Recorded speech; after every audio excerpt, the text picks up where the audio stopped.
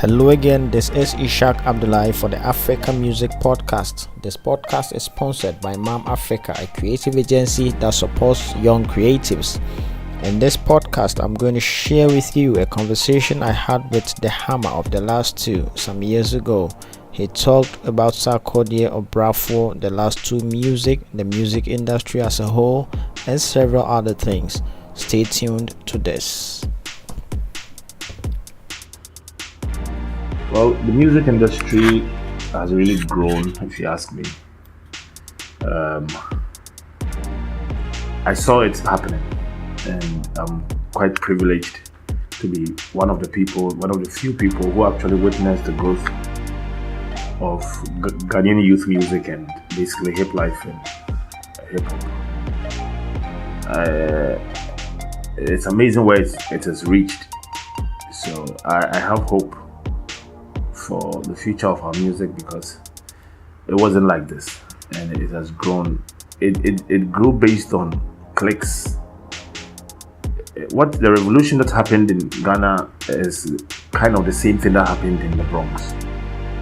You see, it's the same thing that happened in the Bronx when cliques formed and became, small units of rap groups coming out. The same thing happened here. We had the Lifeline family in the beginning, which produced people like Mensa and JD and stuff, Yogi Dogi and stuff. We had the Shaolin Monk Funk, who brought the streets to its knees for the real hip hop. We had the Kata Records, which was Reggie and his clique, Gray and all of them. We also had JQ's clique, which had the Bookbacks and the 4x4s and the Castros. There was also the Skillions. The revolution ended with the Skillions, I think. The Skillions were the people who came, who are the most recent to take over the revolution. And they produced people like EL, Bo J, J-So, and J-Town, and all these talented boys. So, with what is happening now, there was also the last two music group which produced My Boys, and where it is gotten now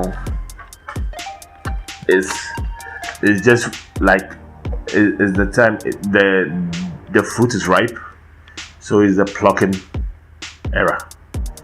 The hard work from Reggie, Brafo, all these people who really made this a money-making venture. People making money now owe it to them because they had the balls still out there. People like Manifest and Blitz the Ambassador, who are the conscious rappers. I call them the conscious rappers because they are the earthly hip-hoppers in this country, the Pan-Africanists, real people portraying the African culture to the world, and I think it's beautiful. It has all the dimensions it needs to become a sustainable genre. It's happening. Hip-hop, hip life. And our local hip-hop, which is hip life. It has passed the test of time, and it has survived, and now it has more airplay than high life. Nobody thought hip life could actually kick high life out of the radios, or take its position on urban radio, because high life was very strong, but now high life actually has toned down and made way for hip life because of mass appeal, and it's not lost. All is not lost, but it's good. Yeah, Brafo was going to work. It was a chemistry that started.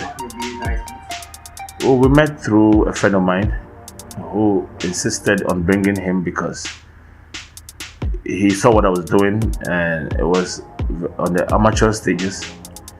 but he really saw what I was doing and he fell in love with it. And he knew this young boy in Taifa, because he lived in Taifa. So he knew this young guy there. He told me there's a guy, struggling artist coming out, and he thinks the way the boys wordplay is amazing. He thinks that it would be best if the boy works with me because of my unique style I was bringing. So he brought him, and it clicked. It clicked from there. I mean, it clicked. I could read his mind. He could read my mind. It was a chemistry that was bound to, like, our minds married instantly. I understood his artistic nature, and he understood mine, and it was very difficult to make a non-hit from then. Even if we tried to make a bad song, we couldn't, because the chemistry was so strong and we connected. So we produced a lot of good songs that inspired a lot of people and actually changed people's perspective of Reggie's hip life, where they thought that was too complicated because he had this accent from the US and all that, and everybody thought if you didn't have Reggie Rockstone's experience, there's no way you could rap. You know, it was very difficult for people to accept that this style can be done by a lot of people or anybody who puts his mind to it. So Obrafo broke that ice. After Obrafo, everybody thought, okay, now we know we can do it, because he has shown us that it doesn't take living in the States and living in the UK to be able to rap in G. So Obrafo rather brought it mainstream. Reggie Rockstone was the founder. We all owe it to him, but Obrafo made it cool. You know, he made it cool, and we all stuck to it. So that was a relationship that I had with Obrafo, hits after hits after hits, until he wanted to come up with a mixtape, a compilation album called the Execution Diary. Actually, I named it the Execution Diary. Yeah, because that is what I pictured. It was like, I wanted it to mean something, because he wanted to do these artists or record artists from a long time ago.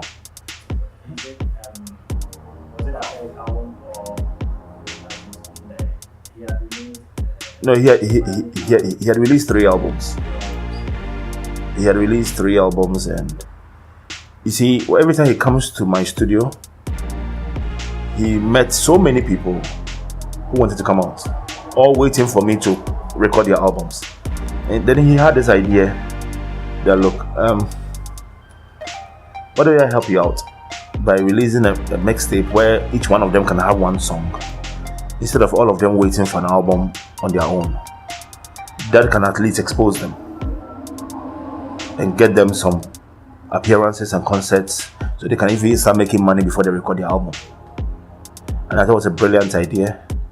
So since it was something that was on his mind for a long time, I decided to make it him revealing what was in his diary. Yes, so that album was actually realizing and fulfilling what he had written in his diary that he wanted to do, be in his mind. So I just named it the Execution Diary to get people to understand that there's something on his mind that he wants to do, and he's doing it.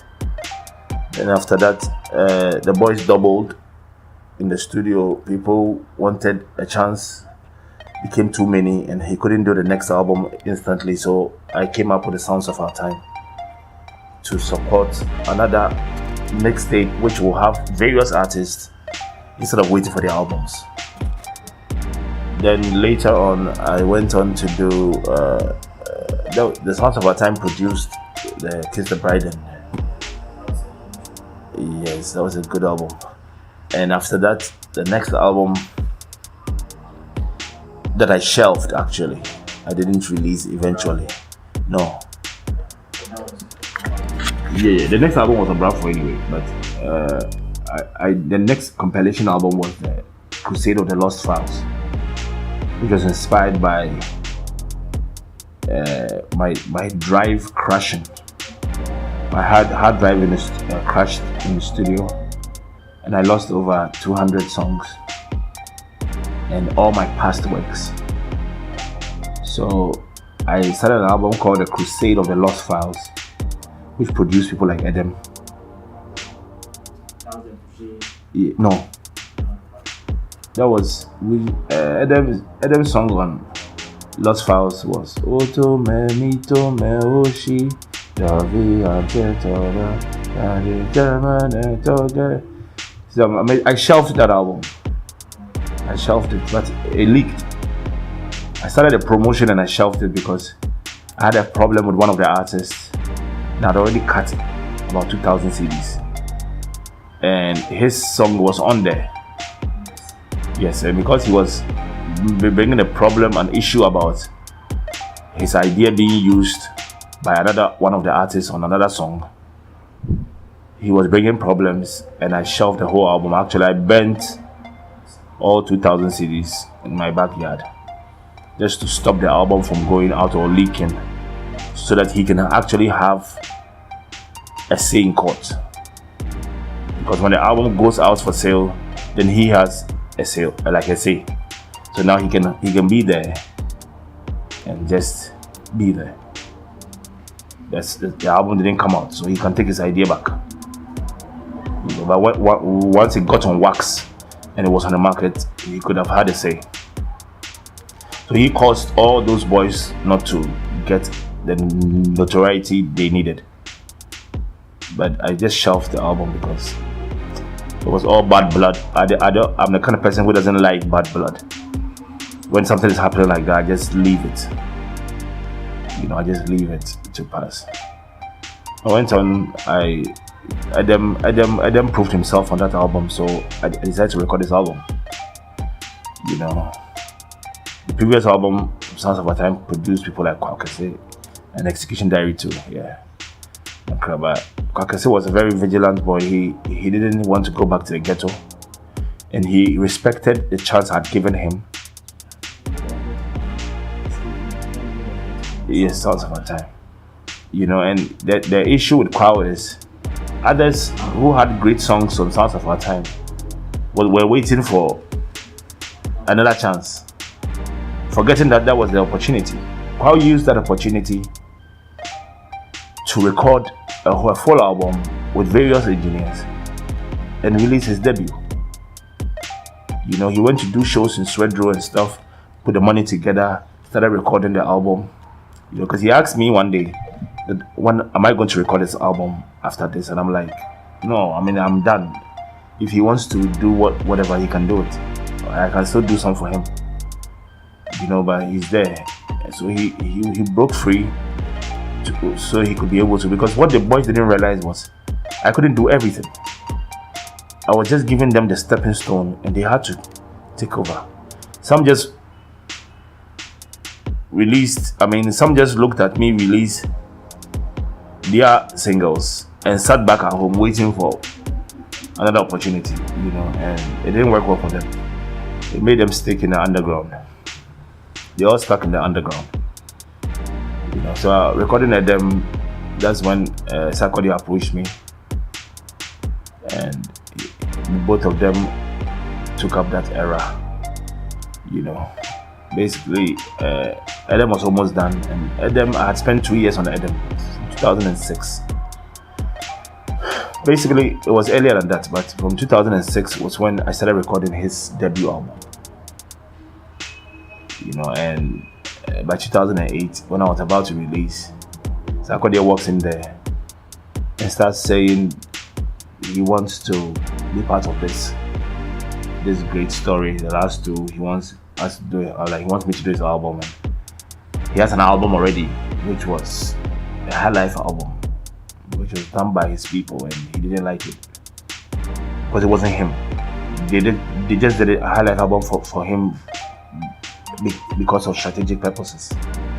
That time, these TikToks and stuff were doing these high life beats with rap and high life singing.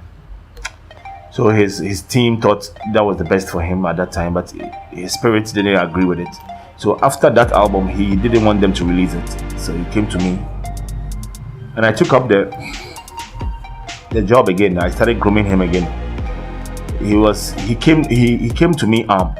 Sarkodie came to the last two music group already armed. An arsenal of unbelievable wordplay. And my role in Sarkodie's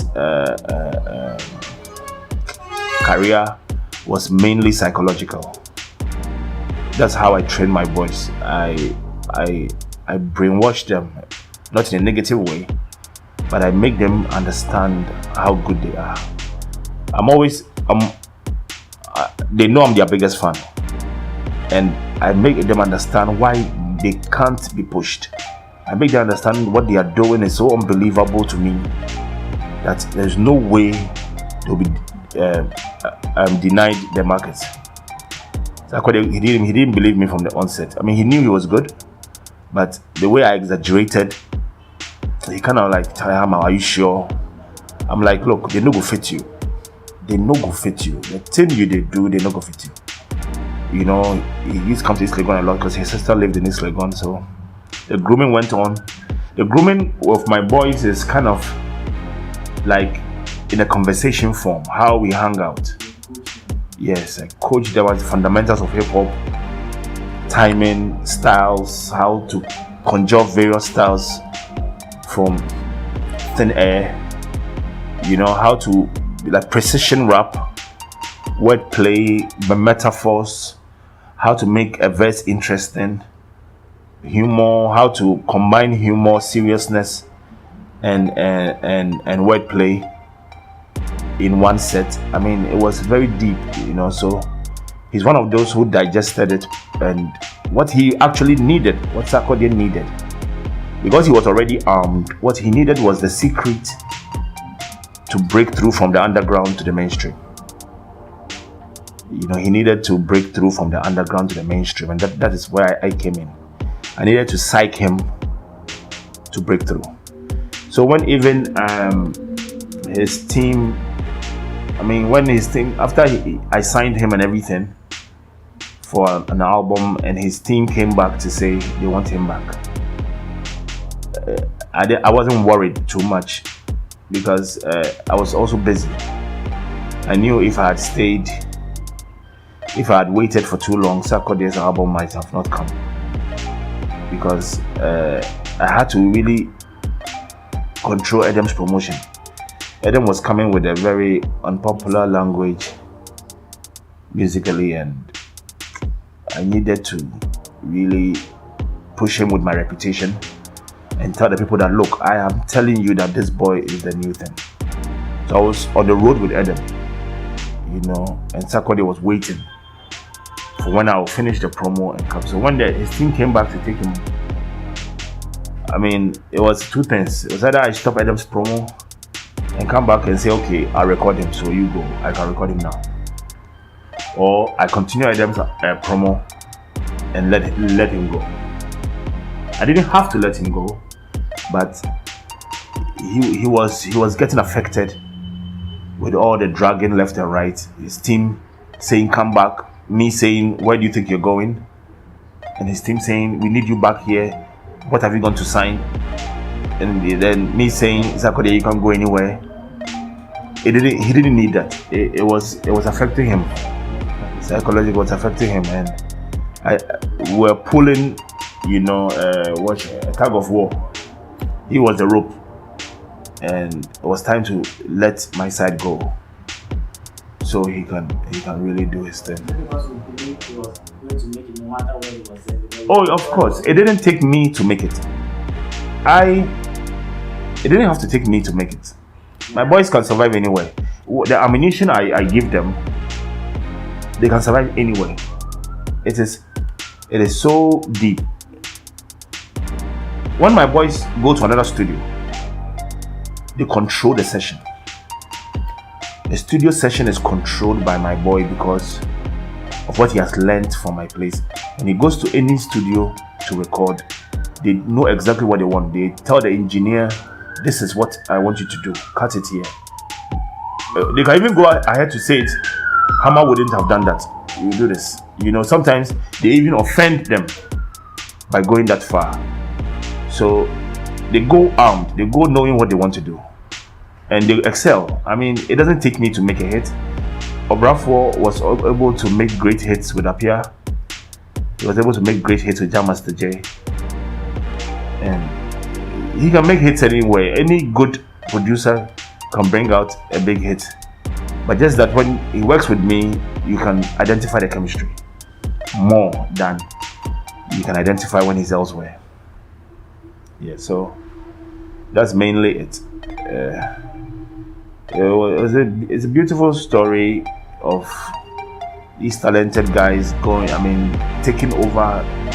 I sit back and I watch, observe from afar, and I enjoy it. That is what really kicks me.